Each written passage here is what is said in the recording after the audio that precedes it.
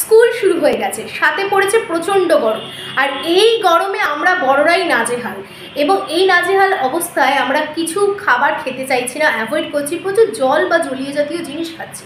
কিন্তু খাবারটাও গুরুত্বপূর্ণ, স্পেশালি বাচ্চাদের ক্ষেত্রে যারা 2.5 থেকে 7 বছরের মধ্যে রয়েছে। তারা দেখা যাচ্ছে স্কুলে যাওয়ার সময় ব্রেকফাস্ট খুব একটা খাচ্ছে না, বা লাঞ্চ বক্সে যেটা লাঞ্চ নিয়ে যাচ্ছে সেটা হাফ খাচ্ছে, ফুল লাঞ্চ বক্সটা বাড়িতে নিয়ে আসছে। মায়েদের চিন্তার শেষ নেই। হ্যাঁ, চিন্তারই বিষয়, কারণ কি ডেলি নারিশমেন্টের ল্যাকিং হচ্ছে।